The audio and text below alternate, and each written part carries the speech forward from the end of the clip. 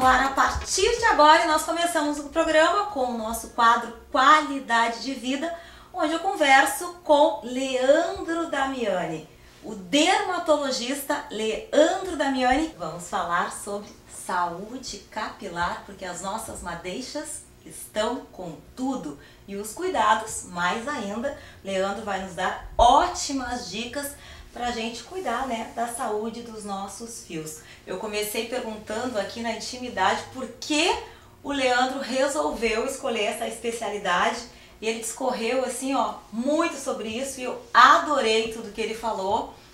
Muito bem pra gente, como a gente deve cuidar da saúde dos fios. Leandro, fala um pouquinho pra gente sobre esse assunto, quais os cuidados, quais as doenças que a gente pode ter, né? Olá, inicialmente eu acho importante entender que as doenças do couro cabeludo, elas se dividem em dois grandes grupos. Nós temos as doenças secundárias, que elas acontecem devido a algum sofrimento nosso interno, seja perda de peso, seja alguma infecção, seja o uso de algum antibiótico, seja algum estresse emocional. E isso, de uma forma secundária, o nosso corpo entende que precisa guardar energia para passar por esse momento. E aí não usa essa energia para poder produzir unhas e cabelos. O nosso cabelo acaba sendo não mais produzido e acaba caindo por esse motivo. Essa queda dura mais ou menos uns 3 meses e se o paciente não tem doença de couro cabeludo, isso acaba depois se recuperando por conta própria. Só que é nesse momento que, principalmente, quem tem doença, essa doença se evidencia mais. Por exemplo, uma calvície, por exemplo, o líquen planopilar, que é uma doença que se manifesta por dor, por ardência, por até descamação no couro cabeludo. A gente começa a sentir esses sintomas. Esses sintomas principalmente. E aí, esses são sinais de alerta de que quando o paciente sente isso, algum médico dermatologista de confiança ele deve procurar. Aí começa a piscar o Com alerta. certeza, com certeza.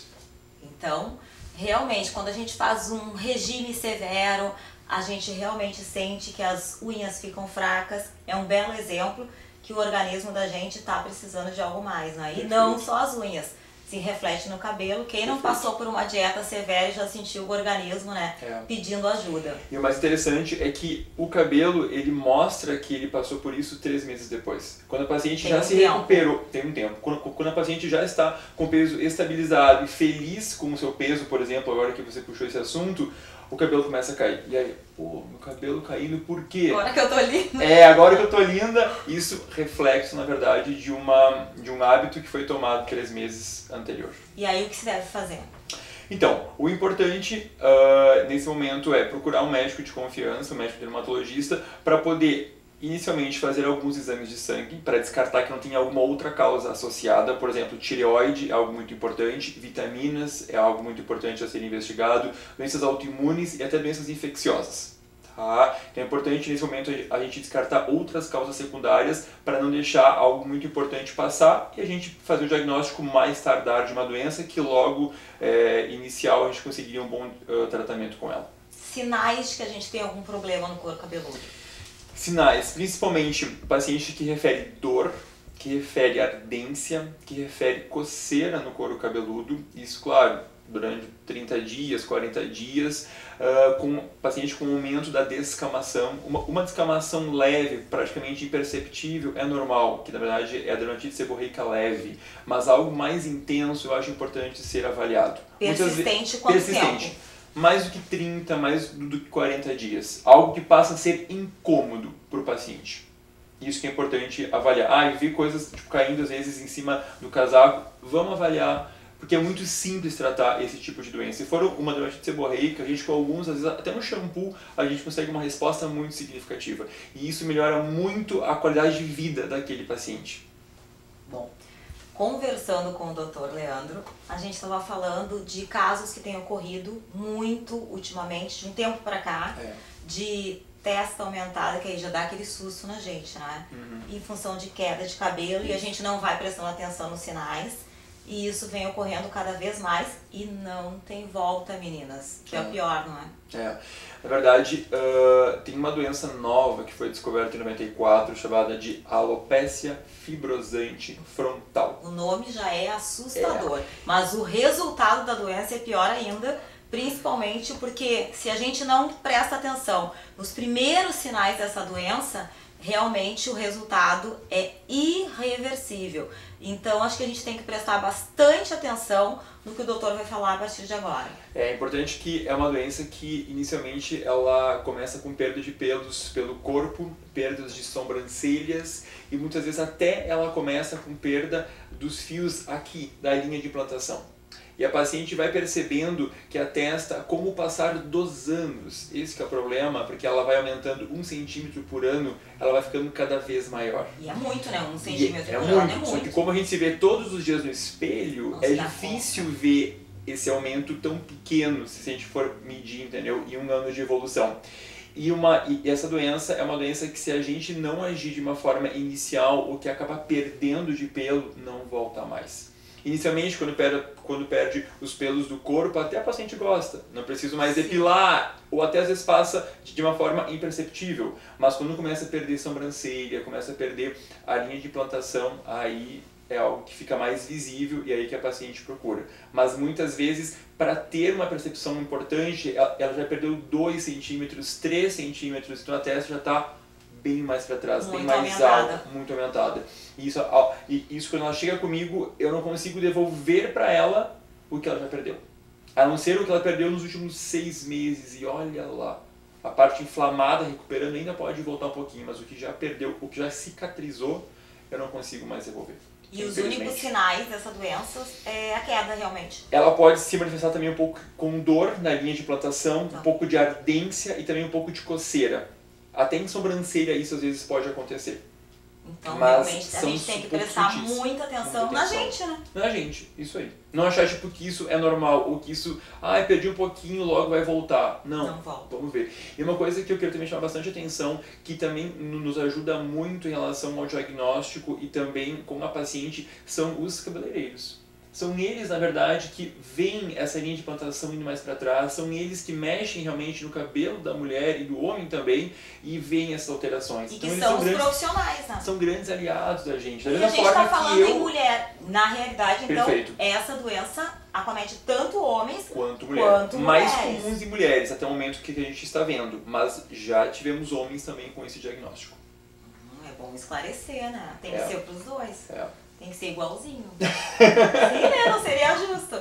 Mas enfim, os cabeleireiros podem dar um alerta, porque na realidade são profissionais. Que mexem no cabelo, que reparam mais o cabelo dessa mulher. Às vezes, tipo, na correria do dia a dia, a gente não tem tempo para olhar e ver o que está acontecendo. Eles, tem algo errado. Eles por mexerem conseguem perceber e ver isso. Ouvir essas pessoas e procurar ajuda quando eles digam alguma coisa. E dar aquele alerta, né? Procura um profissional qualificado que ele vai poder, talvez não reverter, mas pelo menos estancar o que está acontecendo. Perfeito. Calvície tem solução?